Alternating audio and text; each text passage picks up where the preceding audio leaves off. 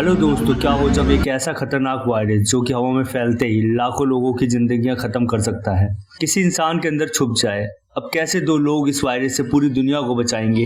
कहानी की शुरुआत बर्लिन सिटी को दिखाते हुए होती है, जहां सीआईए एजेंट को देखते हैं जिसे अभी अभी पता चलता है कि एटियोन कॉरपोरेशन ने एक बहुत ही जहरीला वायरस बनाया है जिसका नाम स्नो फ्लॉग है, जो कि हवा में फैलते ही कम इम्यून सिस्टम वाले लोगों को मार देता है। अब इनका काम है कि वहां पहुंचकर उस वायरस को कस्टडी में लेकर वापस आ जाए।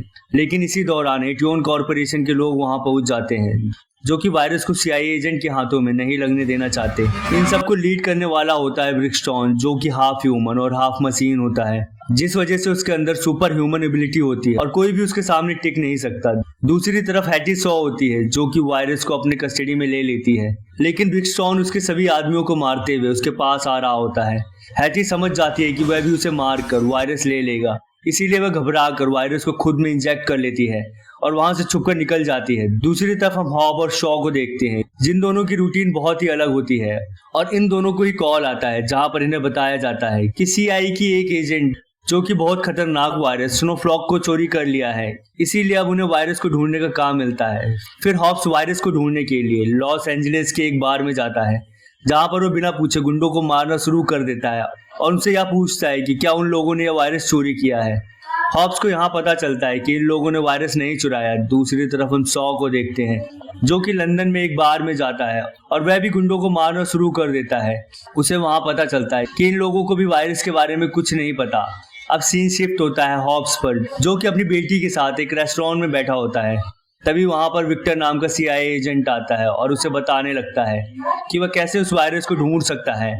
साथ ही वह वायरस की खूबियां भी बताने लगता है कि अगर वह एक बार एक्सप्लोड हो गया तो वह पूरी दुनिया में जितने भी कमजोर लोग हैं उन्हें मार देगा। इसीलिए MI6 को गवर्नमेंट ने भेजा था उस वायरस को लेने के लिए, लेकिन जो उस टीम को लीड कर रही थी उसी ने उस वायरस को चुरा लिया।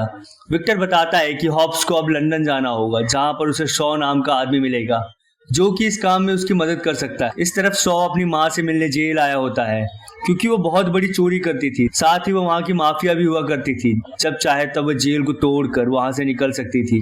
लेकिन वो शॉ को बोलती है कि जब तक वो अपनी छोटी बहन को उससे मिलवाने नहीं लाएगा वो जेल से नहीं निकलेगी। अब जब शॉ जेल से बाहर आता है, तब उसके पास सीआईए एजेंट आता है और उसे बोलता है कि MI6 की एक एजेंट ने स्नोफ्लैक्स नाम के वायरस को खुद में इंजेक्ट कर लिया है।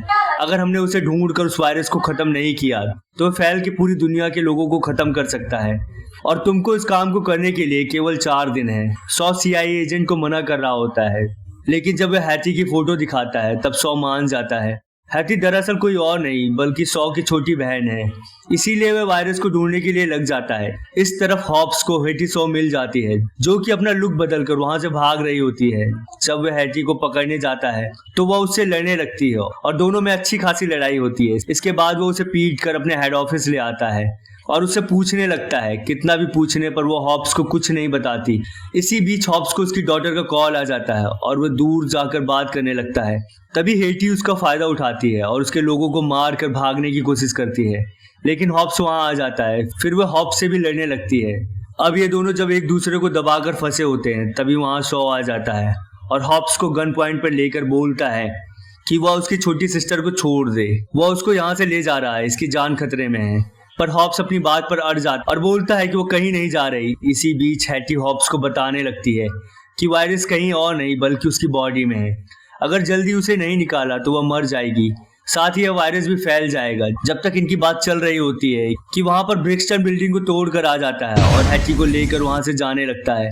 दरअसल ब्रिक्सटन और उसके साथी के पास सुपर ह्यूमन एबिलिटी होती है, जिस वजह से वह अटैक होने से पहले ही उसके मूव्स का पता लग जाता था, इसीलिए वह इन दोनों पर भारी पड़ रहा था। लेकिन हॉब्स और शॉ हैटी को एक रेसिंग कार में बैठा लेते हैं और सिटी के सारे रोड पर इधर उधर भागने लगते हैं। पर ब्रिक्सटन भी कम नहीं होता, वह इनका पीछा करता रहता है। शॉ उसे चकमा देने के लिए कार को ट्रक के नीचे से निकाल लेता है, लेकिन ब्रिक्सटन भी काफी आसानी से उस बाइक को स्लाइड करते हुए उस ट्रक के नीचे से निकाल देता है। फिर भी वह तीनों उसके हाथ से फरार हो जाते हैं। अब जब ब्रिक्सटन एटियोन कॉरपोरेशन पहुंचता है, तब हम उसे एक मशीन से इंस्ट्रक्शन लेते हुए देखते हैं। वह ब्रिक्सटन से तीनों को जिंदा पकड़कर लाने के लिए बोलता है। इधर ये तीनों आपस में बातें कर रहे होते हैं कि वे हैटी की बॉडी से वायरस को कैसे निकालें। इसी समय हॉब्स को याद आता है कि जिस प्रोफेसर ने यह वायरस बनाया वो अभी इसी सिटी में है। फिर ये लोग उसे ढूंढ कर इस वायरस को निकालने का सॉल्यूशन पूछते हैं, जो कि प्रोफेसर 2 ऑप्शन देता है। पहला, जिसमें हैटी को मारकर उसकी बॉडी को जलाकर राख कर देने के लिए बोलता है ताकि उसकी बॉडी के साथ वायरस भी खाक हो जाए। दूसरा ऑप्शन, जो कि बहुत ही टफ होता है, पूरी दुनिया में एक ही मशीन है जो इस वायरस को बॉडी से निकाल सकती है। फिलहाल वह मशीन एटियोन कॉर्पोरेशन के पास मेक्सिको में है। साथ ही प्रोफेसर बताता है कि हैटी की बॉडी अगर यह वायरस नहीं निकाला तो 2 दिन के बाद वह मर जाएगी और यह वायरस पूरी दुनिया में फैल जाएगा और सारे वीक इम्यून लोगों को मार देगा। लेकिन वो फर्स्ट आइडिया के लिए नहीं मानते और दूसरे तरीके के लिए निकल जाते हैं, जो कि बहुत ही टफ होता है। अब सॉ हॉब्स और अपनी सिस्टर को लेकर एक बंकर में जाता है, जहां पर वो तीनों की जाली पासपोर्ट बनाता है और वहां से मॉस्को के लिए निकल जाता है। मॉस्को में उसकी गर्लफ्रेंड मैग्रीटा मिलती है, जिसका काम बड़े बड़े माफियाओं को लूटना होता है। वह भी एक तरह की माफिया होती है। अब यहाँ पर सॉ उसे सारी बात बताता है। फिर ये लोग प्लान बनाते हैं कि वे हैटी को एटियोन के हवाले कर देंगे ताकि वह वायरस को पाने के लिए हैटी की बॉडी से उस वायरस को टाइम पर निकाल ले और उसके बाद वह वहां पर अटैक करके उस वायरस को हासिल कर लेंगे और इसी तरह हैटी की भी जान बचाई जा सकती है। फिर मार्गरीटा हैटी को ब्रिक्सटॉन को सौंप देती है और इधर हॉब्स एंड सॉ दोनों फाइटर जेट की मदद से ब्रिक्सटॉन के लोकेशन पर पहुंच जाते हैं। फिर दोनों अपना काम शुरू करते हैं और गुंडों को मारते हुए अंदर जाने लगते हैं। लेकिन जब ये सारे आदमियों को मारते हुए अंदर घुसते हैं, तब देखते हैं कि ब्रिक्सटॉन उनके सामने सारे आदमियों के साथ खड़ा होता है। दरअसल ब्रिक्सटॉन को यह सब पहले ही पता चल गया था कि ये लोग आने वाले हैं, इसीलिए वह पहले से ही तैयार था। अब वो उनके सर पर मारकर उन्हें बेहोश कर देता है। इधर हैटी को मौका मिलता है और वो अपने आप को छुड़ाकर वह मशीन ले लेती है और प्रोफेसर को भी बचा लेती है। यहाँ जब हॉब और शॉ को होश आता है तो वह खुद को जंजीर में बंधा पाते हैं और ब्रिक्सटन उन्हें एटियोन कॉर्पोरेशन ज्वाइन करने के लिए कहता है, लेकिन उनके मना करने पर वह उन्हें बिजली के झटके देने लगता है। इसी वक्त वहाँ पर हैटी और प्रोफेसर आ जाते हैं और उनका ध्यान बटाकर हॉब्स एंड शॉ को छुड़ाकर वहाँ से भागने लगते हैं। इसी बीच इनकी काफी लंबी कार चेजिंग होती है, लेकिन ब्रिक्सटॉन कहाँ मानने वाला था। वह भी इनका पीछा करने लगता है। जब वह हैटी को शॉ के साथ पकड़ने वाला होता है, तभी हॉब्स आ जाता है और हैटी उसके ट्रक पर कूद जाती है। हॉब्स ट्रक को लेकर वहां से निकल रहा होता है। सॉ भी अपनी कार से ट्रक पर आ जाता है, लेकिन ब्रिक्सटॉन बाज नहीं आता और वह अपनी सुपर बाइक के साथ ट्रक पर आ जाता है और तीनों से फाइट होने लगती है। ब्रिक्सटॉन इन दोनों पर भारी पड़ रहा होता है। उसी वक्त एक बिल्डिंग गिरने की वजह से ब्रिक्सटॉन उसी बिल्डिंग में दब जाता है और हॉब्स एंड शॉ वहां से निकलने में कामयाब हो जाते हैं। लेकिन बाहर निकलने पर पता चलता है कि बिल्डिंग के गिरने के कारण कुछ मलबा उस मशीन पर गिर गया, जिस वजह से वह मशीन खराब हो गई। अब ये सारे लोग इमोशनल हो जाते हैं और हैटी बोलती है कि उसे मार कर उसकी बॉडी को जला दे। सॉ यह काम नहीं करना चाहता था। तभी हॉब्स बताता है कि मुझे पता है कि यह मशीन कौन ठीक कर सकता है। हॉब्स कहता है कि उसका एक भाई है जोना, जो कि इस मशीन को ठीक कर सकता है और वह समावा आइलैंड पर रहता है। हम वहां जाकर इस मशीन को ठीक करा सकते हैं और हैटी की बॉडी से सारा वायरस निकाल सकते हैं।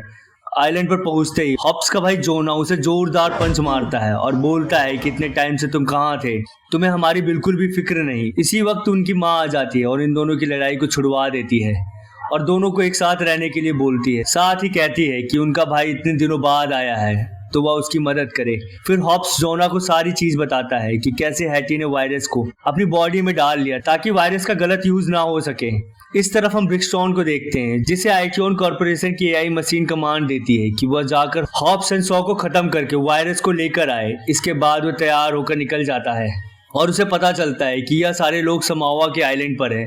जोआना भी मशीन ठीक करने के लिए काम पर लग जाता है। हॉब्स को लग रहा होता है कि ब्रिक्सटॉन जरूर वायरस को हासिल करने के लिए वहां पर आएगा, इसीलिए हॉब्स अपने सभी भाइयों को तैयार होने के लिए बोल देता है और उनसे वेपन्स के बारे में पूछता है। जब वो वहां पर जाकर वेपन को देखते हैं तो वहां के सारे वेपन फेंक दिए गए होते हैं, बस वहां पर लकड़ियों की चीजें पड़ी होती हैं। यहाँ हमें पता चलता है कि ये सारा वेपन्स हॉब्स की माँ ने पहले ही फेंक दिए थे, क्योंकि उसे लगता है कि लड़ाई से कोई भी हल नहीं निकलता और उससे हमेशा ही लोगों की मौत होती है। अब इनके पास कोई दूसरा ऑप्शन नहीं होता बजाय इसी लकड़ी के वेपन से लड़ने के। तभी हैटी बोलती है कि वह ब्रिक्सटॉन के सारे वेपन्स को हैक कर सकती है, क्योंकि उसमें चिप लगे होते हैं, लेकिन वह यह कुछ ही टाइम के लिए कर सकती है। जोना भी इधर मशीन को ठीक कर लेता है और हैटी की बॉडी से वायरस को निकालने का काम शुरू कर देता है। यह देखकर सारे लोग बहुत ही खुश होते हैं। तभी वहां पर ब्रिक्सटॉन अपनी आदमियों के साथ आ जाता है और आते ही वह इन पर अटैक करने लगता है। हॉब्स भी आगे आ जाता है लड़ने के लिए। ये देखकर उसके भाई भी उसका साथ देने लगते हैं और एक एक करके आगे आने लगते हैं। ये लोग यहाँ पर एक आग का घेरा बना लेते हैं और इस मूवी की सबसे बड़ी फाइट शुरू हो जाती है। जिसमें चारों तरफ लड़ाई होने लगती है। ब्रिक्सटन के आदमी कुछ नहीं कर पाते क्योंकि हैटी ने सारे वेपन्स को हैक कर लिया था। अब ब्रिक्सटन अपनी कार को घर में भेजकर ब्लास्ट करवा देता है, जिससे कि सारे डिस्ट्रैक्ट हो जाते हैं और वह हैटी को लेकर हेलीकॉप्टर में जाने लगता है, लेकिन सॉया देख लेता है। फिर दोनों मिलकर अपनी गाड़ी से हेलीकॉप्टर को रोकने लगते हैं, पर ब्रिक्सटन का हेलीकॉप्टर ज्यादा पावरफुल होने की वजह से वह इनकी गाड़ियों को उठाने लगता है। तभी हॉब्स के सारे भाई अपनी बड़ी बड़ी गाड़ियां लाकर उसके पीछे लगा देते हैं और एक के बाद एक गाड़ियों को जोड़ देते हैं ताकि वह हेलीकॉप्टर को ना जाने दे, लेकिन वह दिमाग लगाता है और खाई की तरफ जाने लगता है। इसी वजह से सब अपनी पावर को बढ़ाने के लिए नोज खोल देते हैं। फिर टाइम आ जाता है जब हेलीकॉप्टर क्रैश हो जाता है और सभी लोग नीचे गिर जाते हैं। हैटी भी काफी घायल हो जाती है, पर ब्रिक्सटन के हाफ ह्यूमन और हाफ मशीन होने की वजह से वह एकदम सही होता है। और फिर लड़ाई शुरू होते ही ब्रिक्सटन इन दोनों को खूब मारना शुरू कर देता है। फिर इन्हें पता चल जाता है कि अगर वह इसी तरह लड़ते रहे तो वह कभी नहीं जीत पाएंगे। फिर वह दिमाग लगाते हैं कि एक लोग उसे डिस्ट्रैक्ट करेगा और वह खुद पिटेगा और दूसरा उस पर वार करेगा, नहीं तो वो दोनों के दोनों पिटते रहेंगे। इसी तरह करके वे ब्रिक्सटन को इतना मारते हैं कि वह पूरी तरह हार जाता है। अब हैटी भी यहाँ आकर बोलती है कि पूरा वायरस निकल गया। अब एटियोन कॉर्पोरेशन का एआई ब्रिक्सटन को बताता है और बोलता है कि तुमने मुझे निराश किया, और साथ ही उसे शट डाउन कर देता है। फिर वह समुद्र में गिर जाता है। फिर एआई हॉब्स एंड सॉ को वार्निंग देता है कि वह उनके लिए फिर आएगा। अब हम देखते हैं कि हॉब्स अपनी बेटी को लेकर अपनी माँ से मिलवाने आया होता है। इस तरफ सॉ भी हैटी को लेकर अपनी माँ से मिलवाता है। इसी सीन के साथ यह मूवी खत्म हो जाती है। इस मूवी को पूरी देखने के लिए आप मेरे टेलीग्राम चैनल को ज्वाइन कर सकते हैं, जिसका लिंक डिस्क्रिप्शन में है। Thank you for watching.